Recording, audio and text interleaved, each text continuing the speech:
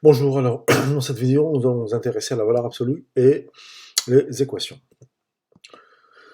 Tout d'abord, on va définir ce que c'est qu'une valeur absolue. Alors, la valeur absolue de x est la distance entre x et l'origine. On la note comme ceci. Ensuite, si j'ai deux réels a et b, on appelle la distance entre a et b le nombre sous la forme de valeur absolue a moins b. En fait, la distance entre deux points, c'est la valeur absolue de la différence de leur abscisse. Donc nous avons cette propriété qui nous dit que pour tout réel a positif ou nul, on a la valeur absolue de x égale a, si seulement si x égale moins a ou x égale a. Voici la preuve.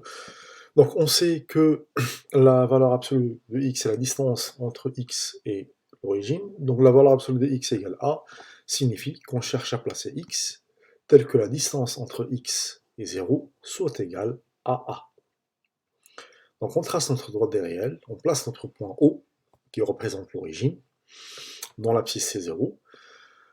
Donc on a la distance a qui est ici, dont l'abscisse c'est petit a, mais on a aussi la distance a à gauche de 0, dont l'abscisse c'est moins a. Et donc c'est normal que on a x égale a ou x égale moins a. Et j'attire votre attention sur un point très important, faire une différence entre une distance, qui est toujours positif, et l'abscisse d'un point, qui peut être négatif. Là, le moins a signifie que je suis dans la partie négative. Mais la distance entre moins a et 0, ben, c'est a. Alors là, on va essayer de résoudre dans R les équations suivantes. La première, la valeur absolue de x égale 4. La deuxième, la valeur absolue de x égale moins 2. La troisième, la valeur absolue de x moins 3 égale 2. Et enfin, la dernière, la valeur absolue de x plus 2 égale 1. Donc vous pouvez mettre pause la vidéo, essayer de résoudre ces équations. Ensuite, vous regardez la solution. Donc pour la première, valeur absolue de x égale 4, on a deux méthodes pour répondre à la question. Soit on applique la propriété et donc x égale moins 4 ou x égale 4, soit on utilise une représentation. Donc on trace toujours notre droite, on place un point O. Donc la distance de 4 par rapport à 0, bah, c'est quand je suis en abscisse 4, ou bien quand je suis en abscisse moins 4. Et donc on a bien les deux solutions, 4 ou moins 4. Pour la deuxième, valeur absolue de x égale moins 2.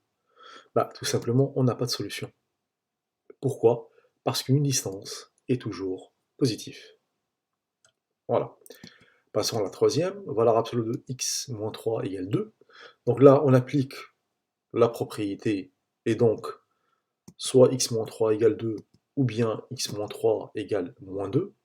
Et donc là, c'est des équations simples, on rajoute 3 à des deux côtés, c'est l'opposé de moins 3, donc on aura x égale 2 plus 3 qui est égal à 5, ou bien x égale moins 2 plus 3 qui me donne 1.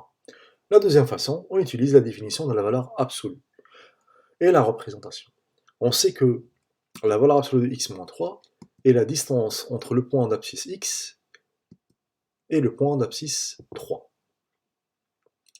Donc, je place en traçant à droite le point d'abscisse 3. Voilà. Donc je veux que la distance entre le point d'abscisse 3 et le point d'abscisse x me donne 2. Donc là, je mets 2, je place mon abscisse, ça fait 5. Et on a aussi à gauche de 3, une distance de 2, et c'est l'abscisse, c'est 1. Donc les solutions, on retrouve exactement les mêmes, c'est 1 et 5. Passons maintenant à la valeur absolue de x plus 2 égale 1.